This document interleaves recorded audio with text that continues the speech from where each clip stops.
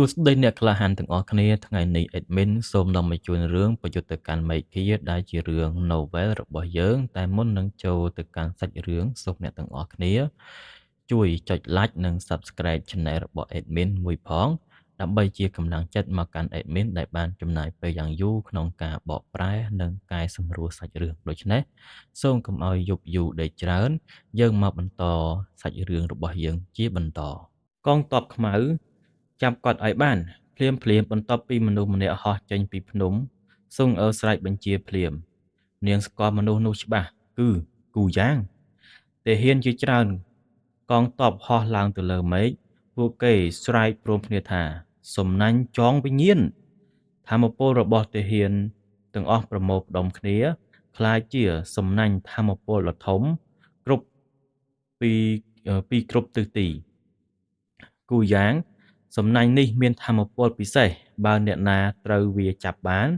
នឹងពិបាកគេចផុតពីកងទ័ពប៉ុន្តែគូយ៉ាងមិនភ័យសោះគាត់បង្កើតត្រាដៃភ្លាមខ្យល់មុតស្រួចរាប់សិបខ្សែបាញ់ចេញទៅតាមចំណុចផ្សេងនៃសំណាញ់ប៊ុំសំណាញ់ថាមពលត្រូវបានបំបែកភ្លាមបន្ទាប់មកគូយ៉ាងងើយក្បាលទៅលើមេឃហើយប្រើល្បឿនអស់ពីសមត្ថភាពរត់សម្ដៅទៅកាន់កន្លែងដែលត្រកូលហ៊ុនកំពុងប្រយុទ្ធគូឈីងយ៉ាងនិយាយទាំងទឹកមុខធ្ងន់ថាមានប្រយោជន៍ទេគូយ៉ាងស្គាល់សំណាញ់ចងវិញ្ញាណច្បាស់ណាស់គាត់ដឹងចំណុចខ្សោយរបស់សំណាញ់ទាំងអស់គូតាវនិងអមតៈទាំងពីរទៀតឃើញគូយ៉ាងភ្លាមពួកគេស្រែកទាំងកំហឹងថាគូយ៉ាងជន់ក្បត់ពួកគេបំរុងចេញដៃប៉ុន្តែអមតៈបិសាច3នាក់នៃត្រកូលហ៊ុនក៏ហោះមកទប់ភ្លាមចំណែកអមតៈបិសាចម្នាក់ទៀតបង្កើតត្រាដៃបាញ់ពន្លឺខ្មៅយក្សទៅលើរបាំងការពាររបស់ត្រកូលគូបែករបាំងការពារបានប្រេះបែកមួយផ្នែកស៊ុងអើស្រែកថាកុំឲ្យគាត់រត់រួចដោយសារព្រឹត្តិការណ៍ត្រកូលគូជាច្រើនត្រូវការពាររបាំងមិនអាចចាកចេញបានដូច្នេះមនុស្សចំនួនក្រោយទាំងអស់ចេញដៃជំនួសស៊ុងអើនាំមុខគេគូឈីងយ៉ាងនិងអ្នកដតីហោះតាមពីក្រោយនៅលើវេទិកាហួសុននិយាយថាយើងក៏ចង់ទៅជួយដែរស្លាបភ្លើងដ៏ធំលាតចេញពីខ្នងរបស់គាត់និងព្រឹទ្ធាចារ្យត្រកូលយានក៏ហោះទៅជួយលៃយុនសួរថាបងលៃតុងតើយើងធ្វើយ៉ាងម៉េចលៃតុងឆ្លើយថាអ្នកទាំងអស់នៅទីនេះខ្ញុំទៅម្នាក់ឯងគាត់ដឹងថាបើលៃយុននិងអ្នកដតីពួកគេនឹងក្លាយជាបន្ទុកប៉ុណ្ណោះគូយ៉ាងចិត្តដល់ច្រកកិច្ចខ្លួនហើយ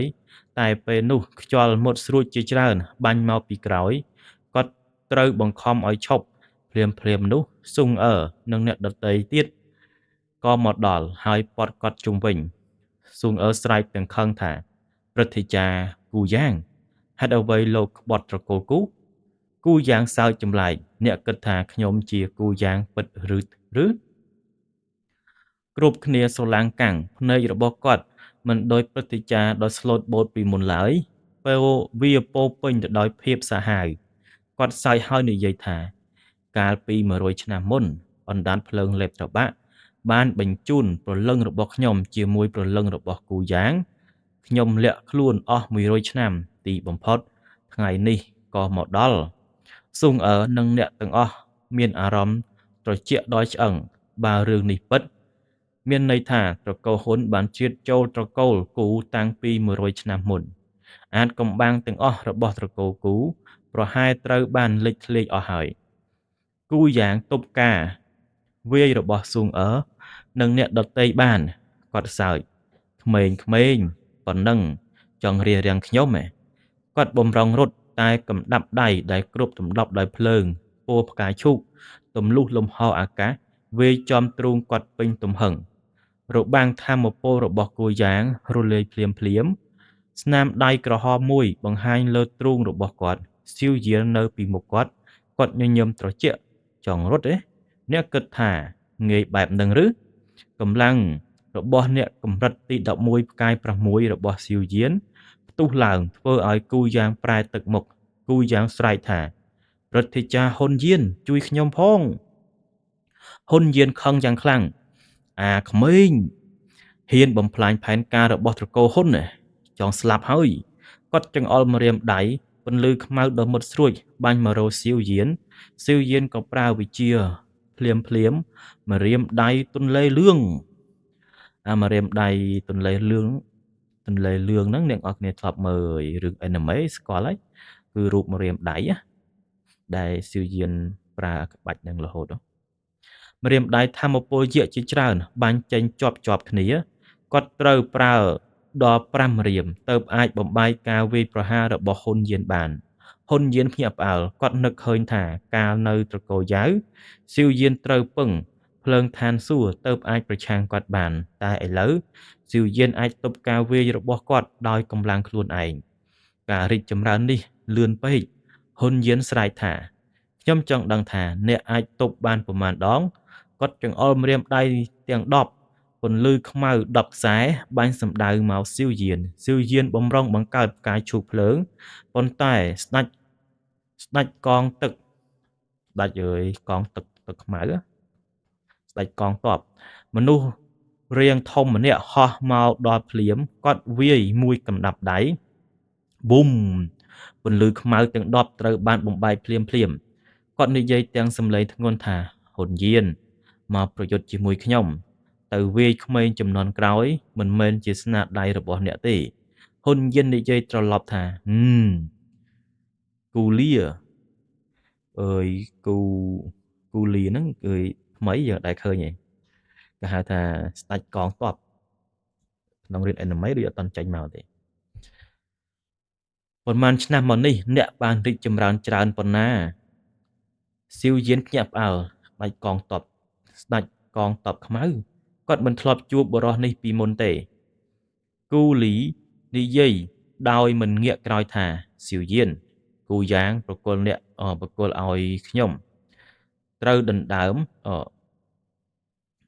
គូយ៉ាងប្រគល់ឲ្យទៅអ្នកហើយត្រូវដណ្ដើមថ្មបុរាណមកវិញឲ្យបាន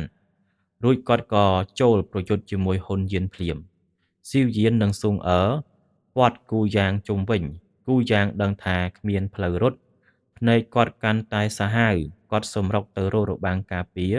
សៀវយានបាញ់ភ្លើងយ៉ាងខ្លាំងទៅលើគាត់រាងកាយគូយ៉ាងបាយសាច់រហូតឈាមពេញខ្លួនគាត់មិនឈប់ទេផ្ទុយទៅវិញរាងកាយរបស់គាត់ចាប់ផ្ដើមពង្រីកយ៉ាងលឿនសៀវយានស្រែកភ្លាមថាមិនល្អទេគាត់ចង់បំទូខ្លួនគ្រប់គ្នាបង្ខំថយក្រោយព្រោះការបំទូខ្លួនរបស់អ្នកកម្រិតទី11ផ្កាយ5កម្រិតខ្ពស់មានអំណាចដ៏គួរឲ្យខ្លាចប៊ុំគូយ៉ាងបំទូខ្លួនថាមពលដ៏សាហាវបំផ្លាញរបាំងការពារមួយផ្នែកភ្លាមនៅក្នុងពន្លឺឈាមមួយខ្សែមានវត្ថុមួយហោះចេញទៅលើមេឃយ៉ាងលឿនភ្នែករបស់សៀវយានភ្លឺឡើងភ្លាមគាត់ស្រែកថាថ្មបុរាណនៅក្នុងនោះវត្ថុនោះគឺជាថ្មបុរាណធូរស៊ឺរបស់ត្រកូលគូសៀវយានទៅបយល់ភ្លាមថាគូយ៉ាងមិនបានបំទូខ្លួនដើម្បីសម្លាប់សត្រូវទេគាត់បំផ្ទុះខ្លួនដើម្បីបញ្ជូនថ្មបុរាណទៅឲ្យត្រកូលហ៊ុនពន្លឺពណ៌ក្រហមមួយហោះកាត់មេឃដោយផ្កាធ្លាក់ក្នុងល្បឿនលឿនបំផុតទាក់ទាញចំណាប់អារម្មណ៍របស់មនុស្សគ្រប់គ្នាអ្នកដែលមានប្រតិកម្មលឿនជាងគេគឺសៀវយានស្លាបឆ្អឹងនៅខ្នងរបស់គាត់ក្រវាត់ភ្លាមហើយក្នុងរយៈពេលប៉ុន្មានដង្ហើមគាត់ក៏ទៅដល់ក្បែរពន្លឺក្រហមនោះ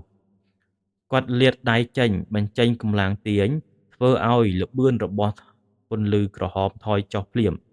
សំឡេងត្រជាក់មួយលាន់ចុះពីលើមេឃភ្លាមសៀវយានមានអារម្មណ៍ថាគ្រោះថ្នាក់ដ៏ធំកំពុងចូលមកជិតមុនពេលដែលគាត់មានប្រតិកម្មលំហអាកាសពីលើក្បាលគាត់បែកខ្ទេចដៃយក្សពណ៌សដូចត្បូងមួយលូកចេញពីលំហហើយចាប់សំដៅមករកគាត់សម្ពាធដ៏គួរឲ្យខ្លាចនេះសូម្បីតែផ្កាយឈូកភ្លើងបំផ្លិចបំផ្លាញរបស់សៀវយានក៏មិនទាន់បង្កើតរួចផងសៀវយានគិតក្នុងចិត្តភ្លាមថាហ៊ុនធានទីលើទ្វីបកម្លាំងធាតុនេះមានតែ2នាក់ប៉ុណ្ណោះដែលអាចប្រើធម្មពលដ៏គួរឲ្យខ្លាចបែបនេះទី1គូយុនហើយនិងហ៊ុនធានទីសៀវយានមិនហ៊ានទប់ទល់ទេគាត់ដកថយក្រោយយ៉ាងលឿន ប៉ុន្តែដៃរបស់ហ៊ុនធានទីលឿនជាងគាត់ទៅទៀតនៅពេលដៃនោះជិតចាប់បានលំហអាកាសដ៏រលោកឡើងដៃយក្សមួយទៀតបំបែកលំហចេញហើយបុកជាមួយដៃរបស់ហ៊ុនធានទីប៊ូមការប៉ះទង្គិចរវាងអ្នកខ្លាំងបំផុតទាំងពីរបង្កើតព្យុះបំផ្លាញដ៏គួរឲ្យរន្ធត់ស៊ីវយានប្រញាប់ដកថយភ្លាមព្រោះគាត់ចូលទៅក្នុងព្យុះនោះសូម្បីតែគាត់ក៏មិនអាចរស់បានដែរសំឡេងរបស់គូយន្តលាន់ឮពេញមេឃហ៊ុនធានទីបើអ្នកចង់ចាប់ផ្ដើមសង្គ្រាមត្រកូលគូនឹងប្រយុទ្ធជាមួយអ្នកដល់ទីបញ្ចប់ហ៊ុនធានទីសើចស្រាលហាហាពាក្យនេះអ្នកគួរតែនិយាយតាំងពីត្រកូលហ៊ុនបំផ្លាញត្រកូលសៀវឥឡូវនេះវាយឺតពេលហើយបន្ទាប់ពីនិយាយចប់លំហអាកាសជាច្រើនកន្លែងចាប់ផ្ដើមប្រេះបែកអាត់ខ្មៅហូរចេញពីក្នុងចន្លោះទាំងនោះសម្ពាធដល់ត្រជាក់និងគួរឲ្យខ្លាចរាលដាលពេញមេឃសៀវយានមុខប្រែភ្លាមតើកងទ័ពត្រកូលហ៊ុនមកដល់ហើយឬអាប់ខ្មៅប្រមូលផ្ដុំគ្នាខ្លាចជាត្រាខ្មៅយក្សដ៏ធំសម្បើមវាគ្រប់ដណ្ដប់ភ្នំទាំងមូលអ្នកខ្លាំងត្រកូលគូស្រែកព្រមគ្នាថាបើកភ្នោបុរាណពន្លឺរាប់មិនអស់ផ្ទុះចេញពីភ្នំបន្ទាប់មកប្រមូលផ្ដុំគ្នាខ្លាចជាកញ្ចក់បុរាណយក្សទំហំរបស់វាមិនចាញ់ត្រាខ្មៅឡើយត្រាខ្មៅធ្លាក់ចុះដោយមហន្តរាយបើវាធ្លាក់ដល់ដីអ្វីៗក្នុងចម្ងាយរាប់សែនហ្វីបមិននឹងត្រូវបំផ្លាញទាំងអស់អានេះហើយដូចជាត្រាខ្មៅហ្នឹងគឺធ្លាក់ទៅលើមេឃមកហើយធ្លាក់សង្កត់មកលើត្រកូលគូប៉ុន្តែត្រកូលគូហ្នឹងគឺទ្រុបគេហៅថាបើកអីគេហៅកញ្ចក់យើងពិបាកសមាស្ម័យអ្នកនរគ្នាអ្នកខ្លាំងត្រកូលគូស្រែកថាកញ្ចក់បុរាណរបស់អធិរាជគូកញ្ចក់បុរាណនិងត្រាខ្មៅបុកគ្នាយ៉ាងសាហាវពិភពលោកទាំងមូលដូចជាបែកខ្ទេចលំហអាកាសនៃអាណាចក្រគូចាប់ផ្ដើមប្រេះបែកជាច្រើនកន្លែងទីបំផុតទាំងត្រាខ្មៅនិងកញ្ចក់បុរាណបែកខ្ទេចជាមួយគ្នាអ្នកខ្លាំងជាច្រើននៃត្រកូលគូក្អកឈាមភ្លាមសូម្បីតែកងទ័ពរបស់ត្រកូលហ៊ុនក៏រងការខាតបង់ដូចគ្នាព្យុះបំផ្លាញរាលដាលពេញមេឃសូម្បីតែអមតៈទាំង3និងអមតៈបិសាចទាំង4ក៏បង្ខំថយក្រោយព្រោះបើព្យុះនោះស្លាប់ជាមិនខានបើត្រូវព្យុះហ្នឹងមានតែគូយន្តហ៊ុនធានទីនិងអណ្ដាតភ្លើងលេបតបាក់ប៉ុណ្ណោះដែលមិនរងផលប៉ះពាល់គេបីអ្នកស្លាប់ខ្លាំងស៊ីវយានឈរនៅក្នុងរបាំងការពារភ្លាមគាត់នឹកឃើញរឿងសំខាន់មួយថ្មបុរាណគាត់ប្រញាប់សម្លឹងទៅក្រៅព្យុះនៅទីនោះពន្លឺក្រហមមួយខ្សែនៅតែហោះទៅលើមេឃពេលនោះអណ្ដាតភ្លើងលេបតបាក់ស្រាប់តែដកខ្លួនចេញពីការប្រយុទ្ធជាមួយលៃអ៊ីងយានចិនលៃអ៊ីងនិងយានចិនគាត់ប្រយុទ្ធជាមួយអណ្ដាតភ្លើងលេបតបាក់ពីរនាក់បាយមួយប៉ុន្តែអត់ឈ្នះទេហើយសម្រុកទៅរកថ្មបុរាណស៊ីវយានស្រែកភ្លាមថារៀងគាត់ចង់ដណ្ដើមថ្មបុរាណលៃអ៊ីងនិងយានចិនប្រញាប់វាយប្រហារលៃអ៊ីងប្រើបាតដៃកម្មរន្ទះយានចិនប្រើម្រាមដៃភ្លើងអាចកំបាំងការវេកទាំងពីរបាញ់ទៅរកអណ្ដាតភ្លើងលេបត្របាក់អណ្ដាតភ្លើងលេបត្របាក់មិនកិច្ចឡើយគាត់បង្កើតរន្ធខ្មៅរាប់មិនអស់ដើម្បីពន្យាពេលចុងក្រោយការវេកទាំងពីរក៏បុកចំខ្នងគាត់ប៊ុំភ្លើងខ្មៅផ្ទុះពេញមេឃទោះគាត់រងរបួសបន្តិចក៏ដោយគាត់បានខ្ចីកម្លាំងនៃការផ្ទុះហោះទៅដល់ថ្មបុរាណគាត់បើកមាត់ហើយលេបថ្មបុរាណចូលទៅក្នុងខ្លួនភ្លាមអណ្ដាតភ្លើងលេបត្របាក់សើចយ៉ាងខ្លាំងអមតៈបិសាចទាំង4ប្រញាប់មកការពារគាត់សម្លឹងទៅលៃអ៊ីងនិងយានចិនហាការវាយមួយបាតដៃនេះថ្ងៃក្រោយខ្ញុំនឹងសងអ្នកវិញច្រើនដងជាងនេះលៃអ៊ីងនិងយានចិនមុខងងឹតខ្លាំងអ្នកទាំងពីរសហការគ្នាក៏នៅតែមិនអាចរារាំងអណ្ដាតភ្លើងលេបត្របាក់បានអណ្ដាតភ្លើងលេបត្របាក់មិនស្នាក់នៅយូរទេគាត់ហោះចូលទៅក្នុងលំហគូយន្តប្រញាប់ទៅរារាំងប៉ុន្តែហ៊ុនធានទីបង្ហាញខ្លួននៅមុខគាត់វិញគាត់ទប់ការវាយប្រហាររបស់គូយន្តអាប់ខ្មៅនៅពីក្រោយប្រមូលផ្ដុំជាត្រាខ្មៅយក្សម្ដងទៀត គូយន្តមិនហ៊ានប្រថុយវាយតាមទៀតឡើយហ៊ុនធានទីនិយាយដោយស្នាមញញឹមគូយន្តខ្ញុំធ្លាប់និយាយហើយពេលត្រកូលសៀវត្រូវបំផ្លាញត្រកូលគូបានបាត់បង់ឱកាសល្អបំផុតក្នុងការកម្ចាត់ត្រកូលហ៊ុនគូយន្តនិយាយត្រជាក់អ្នកទៅបានថ្មបុរាណ5ដុំប៉ុណ្ណោះកុំអសប្បាយលឿនពេកហ៊ុនធានឌីនឹងញញឹមប្លែកអញ្ចឹងឬមេត្រកូលលីនិងមេត្រកូលយានអ្នកទាំងពីរចេញពីត្រកូលរបស់ខ្លួនមកទីនេះតើអ្នកគិតថាត្រកូលហ៊ុនមិនឆ្លៀតឱកាសឬពេលឮពាក្យនេះលៃអ៊ីងនិងយានចិនទឹកមុខប្រែជាស្លេកភ្លាមពួកគេទើបយល់ថាត្រកូលហ៊ុនប្រហែលជាកំពុងវាយប្រហារត្រកូលលីនិងត្រកូលយានក្នុងពេលតែមួយហ៊ុនធានទីមិននិយាយអ្វីទៀតគាត់ដកខ្លួនចូលក្នុងច្រកលំហជាមួយអណ្ដាតភ្លើងលេបត្របាក់និងអ្នកដទៃមុនពេលបាត់ខ្លួនហ៊ុនធានទីសម្លឹងទៅស៊ីវយានគាត់និយាយដោយសំឡេងស្ងប់ស្ងាត់ថាស៊ីវយានថ្មបុរាណរបស់ត្រកូលសៀវនៅជាមួយអ្នកមែនទេកន្លះខែទៀតនៅជួរភ្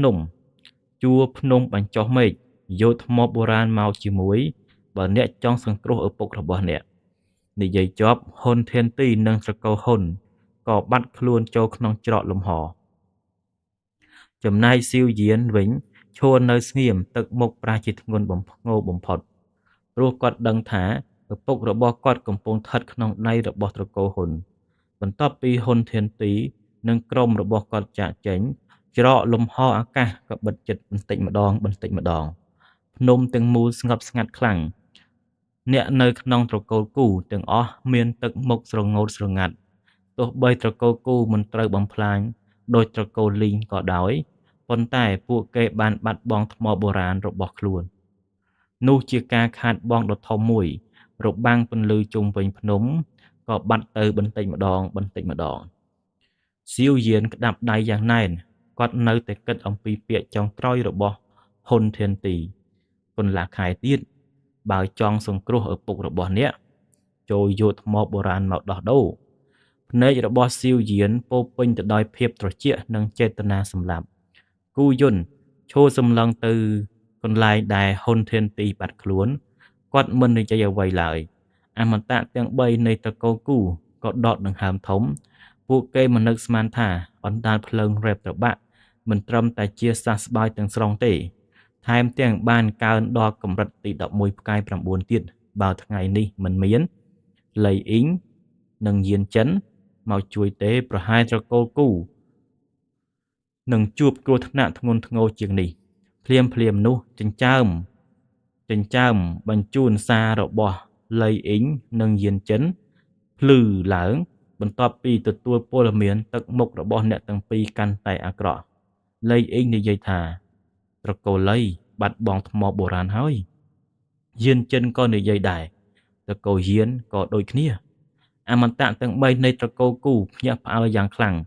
មានន័យថាពេលត្រកូលហ៊ុនវាយប្រហារត្រកូលគូពួកគេក៏បញ្ជូនកម្លាំងទៅលួចថ្មបុរាណរបស់ត្រកូលលីនិងត្រកូលយានក្នុងពេលតែមួយគូតាវនិយាយដោយមិនយល់ថាថ្មបុរាណទាំងនោះត្រូវបានរក្សាទុកនៅកន្លែងការពារខ្លាំងបំផុតតើត្រកូលហ៊ុនមានកម្លាំងច្រើនដល់ថ្នាក់វាយប្រហារ3ត្រកូលក្នុងពេលតែមួយឬលៃអ៊ីងឆ្លើយថាព័ត៌មានដែលខ្ញុំទទួលបានមានព្រឹទ្ធាចារ្យម្នាក់ក្បត់ត្រកូលលីគាត់លួចថ្មបុរាណហើយរត់ទៅជាមួយអ្នកខ្លាំងត្រកូលគូយានចិនដកដង្ហើមធំយើងទាំងអស់គ្នាមើលស្រះត្រកូលហ៊ុនពេកហើយគូយន្តនិយាយថាចូលសារធំសិនរឿងមកដល់ដំណាក់កាលនេះហើយយើងគ្មានផ្លូវដកថយទៀតទេតាមវិធី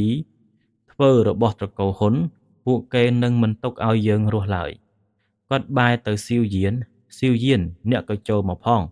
ស៊ីវយានងក់ក្បាលស៊ុងអើក៏ដើរតាមគាត់ចូលសាលធំក្នុងសាលធំបរិយាកាសស្ងប់ស្ងាត់ខ្លាំងគូយន្តនិយាយមុនគេឥឡូវនេះមិនចាំបាច់និយាយពាក្យលួងលោមទៀតទេអ្នកទាំងអស់គ្នាបានឃើញវិធីសាស្ត្ររបស់ត្រកូលហ៊ុនហើយខ្ញុំមិនដែលមើលស្រាលពួកគេទេតែខ្ញុំក៏មិនដែលយល់ច្បាស់អំពីពួកគេដែរនេះហើយជារឿងដ៏គួរឲ្យខ្លាចបំផុត គាត់ដកដង្ហើមធំប្រហែលហ៊ុនធានទីនិយាយត្រូវបើការពីត្រកូលសៀវប្រយុទ្ធជាមួយត្រកូលហ៊ុនខ្ញុំសម្រេចចិត្តជួយឲ្យដាច់ខាតជាងនេះស្ថានភាពថ្ងៃនេះប្រហែលជាមិនកើតឡើងទេសៀវយានស្ដាប់ស្ងៀមគាត់មិនដឹងច្បាស់អំពីរឿងអតីតកាលទេដូច្នេះគាត់មិនអាចបន្ទោសនរណាបានឡើយគូយន្តនិយាយបន្តថាកម្លាំងដែលត្រកូលហ៊ុនបង្ហាញថ្ងៃនេះគ្មានត្រកូលណាមួយអាចប្រយុទ្ធតែម្នាក់ឯងបានទេសូម្បីតែត្រកូលគូក៏មិនអាចធ្វើបានដែរប៉ុន្តែបើត្រកូលហ៊ុនចង់បំផ្លាញត្រកូលគូពួកគេនឹងត្រូវបង់តម្លៃដ៏ធំដែរគូយន្តនិយាយទៀតថាអណ្ដាតភ្លើងលេបត្របាក់បានលេបស្ដាច់ត្រកូលតុងលីងឥឡូវនេះនៅក្នុងភ្នែកត្រកូលហ៊ុនត្រកូលបុរាណទាំងអស់គ្រាន់តែជាប្រភពឈាមរបស់ពួកគេប៉ុណ្ណោះដូច្នេះយើងមានជម្រើសតែមួយគត់គឺបំផ្លាញត្រកូលហ៊ុនពាក្យនេះធ្វើឲ្យសារធំពោពេញទៅដោយចេតនាសម្លាប់លៃអ៊ីងសួរថាមានន័យថាយើងត្រូវបង្កើតសម្ព័ន្ធមិត្តគូយន្តងក់ក្បាលមានវិធីផ្សេងទៀតទេត្រកូលហ៊ុនមានកម្លាំងលាក់ខ្លួនច្រើនពេកយើងមិនដឹងថាពួកគេនៅមានសញ្ញាបៀអ្វីទៀតឡើយយានចិននិយាយថាខ្ញុំយល់ព្រមឥឡូវនេះត្រកូលហ៊ុនមានថ្មបុរាណ7ដុំហើយបើពួកគេបានដុំចុងក្រោយពួកគេនឹងបើកវិមានបុរាណបានអានឹងជាវិមានបុរាណធូសឺដែលធូសឺជំនាន់មុនគាត់ឡើងដល់កម្រិតទី12គាត់បន្សល់ទុកវិមានហ្នឹងគេនិយាយថានៅទីនោះមានអានកំបាំងនៃការខ្លាយជាអ្នកកម្រិតទី12បើហ៊ុនធានទីឡើងដល់កម្រិតនោះទ្វីបនេះទាំងមូលនឹងធ្លាក់ក្រោមការគ្រប់គ្រងរបស់ត្រកូលហ៊ុនគ្រប់គ្នាស្ងប់ស្ងាត់ព្រោះពួកគេដឹងថាបើមានកម្រិតទី12កើតឡើងមែនត្រកូលបុរាណទាំងអស់នឹងគ្មានសង្ឃឹមទៀតឡើយមនុស្សទាំងអស់ដែលបែរមកមើលសៀវយានពួកគេដឹងថាថ្មបុរាណដុំចុងក្រោយស្ថិតនៅក្នុងដៃគាត់សៀវយាននិយាយយ៉ាងម៉ឺងម៉ាត់ខ្ញុំត្រូវតែជួយសង្គ្រោះឪពុកខ្ញុំសំឡេងរបស់គាត់មិនខ្លាំងទេប៉ុន្តែគ្រប់គ្នាដឹងថាគ្មាននរណាអាចផ្លាស់ប្ដូរចិត្តរបស់គាត់បានឡើយយានចិននិយាយថាអ្នកដឹងទេបើហ៊ុនធានឌីបើកវិមានធូសឺបានលទ្ធផលនឹងយ៉ាងណាសៀវយាននៅស្ងៀមប៉ុន្តែគាត់នៅតែក្រវីក្បាលថ្មបុរាណចុងក្រោយគាត់មិនព្រមប្រគល់ឲ្យអ្នកណាទេព្រោះឪពុករបស់គាត់ត្រូវបានត្រកូលហ៊ុនចាប់អស់ជាង10ឆ្នាំមកហើយគាត់ក៏ដឹងដែរថាដរាបណាថ្មបុរាណនៅជាមួយគាត់ឪពុកគាត់នៅតែមានតម្លៃសម្រាប់ត្រកូលហ៊ុនបើគ្មានថ្មបុរាណប្រហែលឪពុកគាត់ត្រូវសម្លាប់តាំងពីយូរហើយគូយន្តដកដង្ហើមធំគាត់មិនបានបង្ខំសៀវយានបានទេព្រោះឥឡូវនេះសៀវយានមិនមែននៅតែម្នាក់ឯងដូចមុនទៀតឡើយនៅពីក្រោយគាត់មានសម្ព័ន្ធវិមានផ្កាយធ្លាក់ដ៏ខ្លាំងមួយគូយន្តនិយាយថាអ្វីដែលយើងត្រូវធ្វើឥឡូវគឺប្រមូលសម្ព័ន្ធមិត្តឲ្យបានលឿនបំផុតកន្លះខែទៀតយើងនឹងប្រមូលកងទ័ពយើងត្រូវដណ្ដើមថ្មបុរាណពីត្រកូលហ៊ុនមកវិញលៃអ៊ីងនិងយានចិនងក់ក្បាលយឺតនេះមានន័យថាកន្លះខែទៀតសង្គ្រាមពេញទំហឹងរវាងត្រកូលបុរាណនិងត្រកូលហ៊ុននឹងចាប់ផ្ដើមសៀវយានក្តាប់កំដាប់ដៃយ៉ាងណែនស៊ុងលូកដៃទៅចាប់ដៃគាត់ថ្នមសៀវយានងាកទៅសួរគូយន្តលោកពូគូយន្តតើមានវិធីណាអាចធ្វើឲ្យពពាកបុរសស៊ីវស៊ុនដែលនៅក្នុងភ្នូឋានស៊ូរស់ឡើងវិញទេពេលឮឈ្មោះស៊ីវស៊ុនមនុស្សគ្រប់គ្នាក្នុងសាលស្ទើរតែញ័រដៃព្រោះគាត់ជាមនុស្សតែម្នាក់ដែលធ្លាប់ធ្វើឲ្យហ៊ុនធានទីជិតស្លាប់គូយន្តដកដង្ហើមធំសៀវយានដែលនៅក្នុងស៊ីវស៊ុនដែលនៅក្នុងភ្នូឋានសួគ៌គ្រាន់តែជាបំណែកប្រលឹងប៉ុណ្ណោះគាត់អាចរស់នៅទីនោះបានព្រោះភ្នូឋានសួគ៌មានលក្ខណៈពិសេសចង់ឲ្យគាត់រស់ឡើងវិញខ្ញុំខ្លាចថាមិនអាចទៅរួចទេភ្នែកសៀវយានបង្ហើយការខកចិត្តយ៉ាងខ្លាំងប៉ុន្តែមួយសន្ទុះក្រោយគាត់សួរម្ដងទៀតលោកពូគូខ្ញុំចង់ចូលភ្នូឋានសួគ៌ម្ដងទៀតតើលោកពូអាចជួយខ្ញុំបានទេគូយន្តស្ងៀមមួយផ្លេតចុងក្រោយគាត់ងក់ក្បាលបើអ្នកសម្រេចចិត្តហើយខ្ញុំអាចបញ្ជូនអ្នកទៅបានប្រហែលអ្នកអាចទៅជួបស៊ីវស៊ុនហើយមើលថាគាត់មានវិធីអ្វីដើម្បីធ្វើឲ្យខ្លួនគាត់រស់ឡើងវិញឬអត់ នៅជំរឿភ្នំរបស់ត្រកូលគូមានមនុស្សប៉ុន្មានអ្នកកំពុងឈរលើអាកាសពួកគេសម្លឹងទៅលំហអាកាសខាងលើ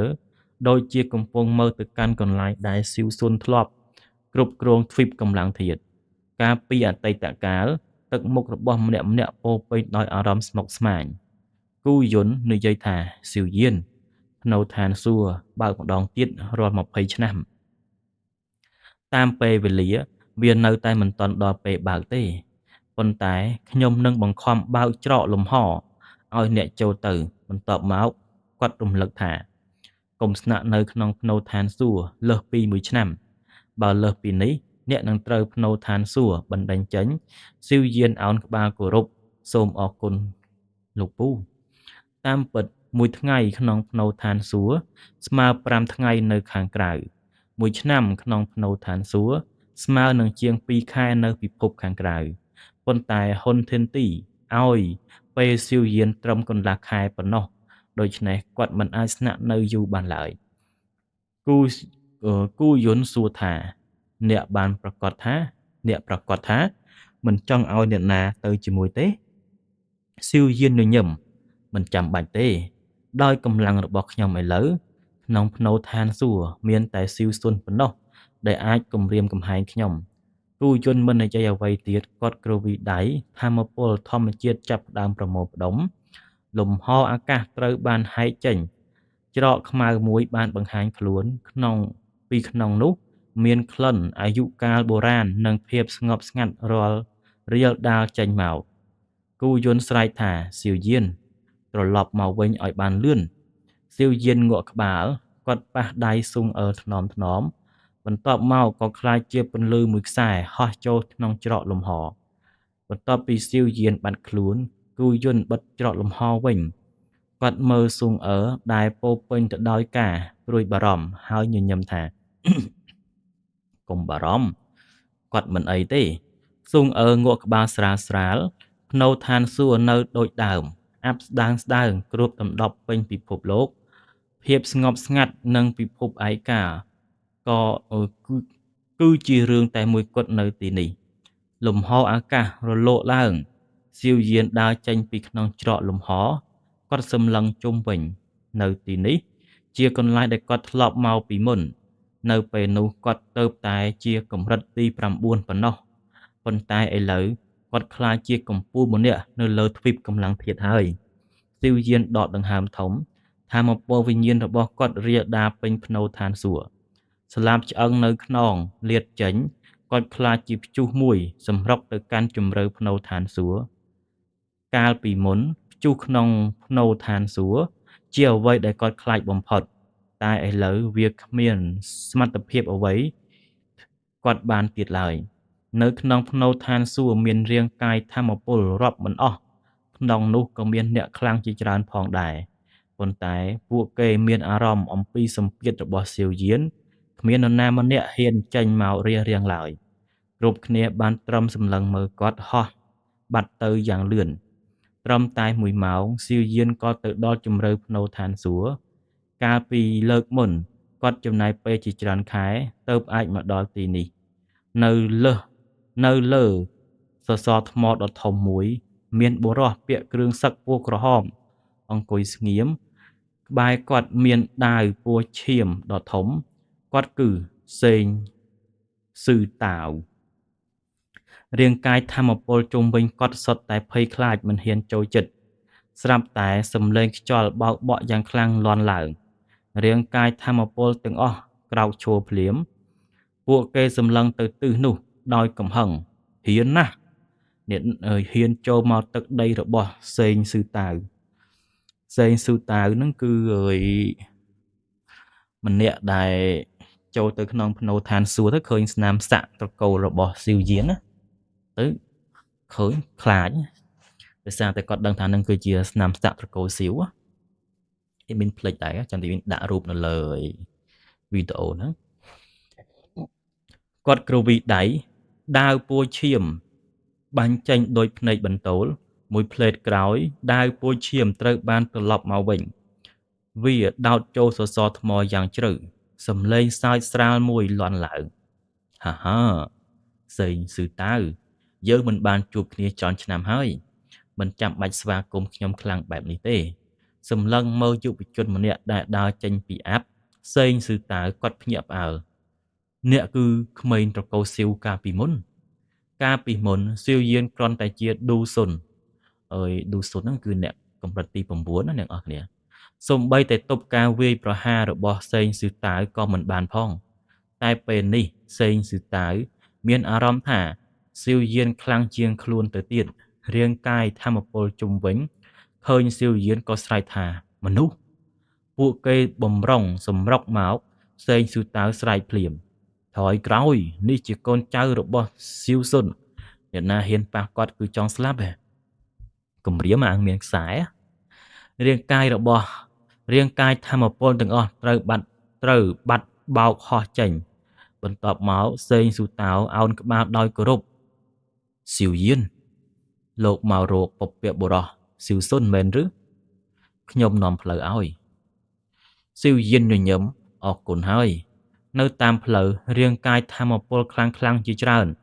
សូម្បីតែអ្នកដែលមានកម្លាំងស្មើឌូឆេង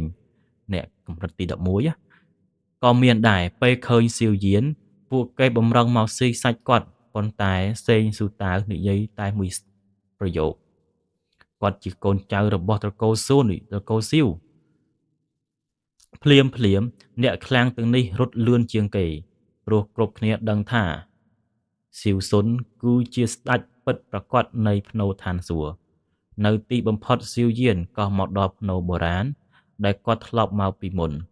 សេងស៊ូតាវឈរនៅចម្ងាយប្រហែល10000 ហ្វីតគាត់មិនហ៊ានចូលចិត្តទៀតទេសៀវយានដើរទៅមុខគាត់លុតជង្គង់គោរព3 ដងហើយនិយាយថាកូនចៅសៀវយានសូមគោរពពពកបុរសភ្លាមសំឡេងសើចស្រាលមួយលាន់ឡើងឈប់លុតជង្គង់ទៅក្មេងតូចសៀវយានងើបមុខក្បែរភ្នូរមានបុរសម្នាក់កំពុងផ្អែកលើភ្នូរសក់ខ្មៅវែងទឹកមុខស្ងប់ស្ងាត់ស្នាមញញឹមកក់ក្ដៅគាត់គឺជាសៀវស៊ុនសម្លឹងមើលសៀវយានតែមួយផ្លេតហើយនិយាយថាកម្រិតទី11ផ្កាយ6ពាក់កណ្ដាលកម្រិតកណ្ដាលកំលិតប្រលឹងកម្រិតឋានសួគ៌ដល់ល្អឥតខ្ចោះអណ្ដាតភ្លើងផ្កាឈូកបិសាចបន្សុទ្ធនិងអណ្ដាតភ្លើងឋានសួគ៌ជាច្រើនទៀតគាត់ញញឹមហើយងក់ក្បាលក្មេងតូចអ្នកធ្វើបានល្អណាស់បើសៀវឆេងនៅទីនេះគាត់ប្រកាសជាភ្ញាក់ផ្អើល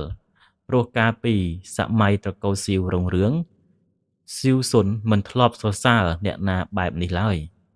សៀវស៊ុនអង្គុយលើដីគាត់ញញឹមហើយនិយាយថាប្រាប់ខ្ញុំតើប៉ុន្មានឆ្នាំនេះមានរឿងអ្វីកើតឡើងខ្លះសៀវយានងក់ក្បាលគាត់រៀបរាប់អ្វីទាំងអស់ចាប់ពីការវឹកហាត់ការផ្សងព្រេងការប្រយុទ្ធរហូតដល់ស្ថានភាពបច្ចុប្បន្នរបស់ត្រកូលហ៊ុនសៀវយានស្ដាប់ដោយស្នាមញញឹមមិនថារឿងណាក៏ដោយទឹកមុខរបស់គាត់មិនប្រែប្រួលឡើយចុងក្រោយសៀវយាននិយាយថាឥឡូវនេះត្រកូលហ៊ុនខ្លាំងណាស់ខ្ញុំមកទីនេះដើម្បីស្វែងរកវិធីឲ្យពពកបុរសរស់ឡើងវិញបើលោកអាចចេញទៅខាងក្រៅបានត្រកូលហ៊ុននឹងមិនអាចធ្វើអ្វីបានទៀតឡើយសៀវយានសម្លឹងទៅសៀវស៊ុនដោយសេចក្តីសង្ឃឹមយ៉ាងពេញលេញអញ្ចឹងសាច់រឿងរបស់យើងអេមីនសូមបញ្ចប់តែប៉ុណ្្នេះចុះចាំយើងជួបគ្នានៅវីដេអូក្រោយអញ្ចឹងមុននឹងបញ្ចប់សូមអរគុណចំពោះអ្នកទាំងអស់គ្នាដែលបានតាមដានទស្សនាសាច់រឿងមកដល់ចំណុចនេះអញ្ចឹងសូមអរគុណ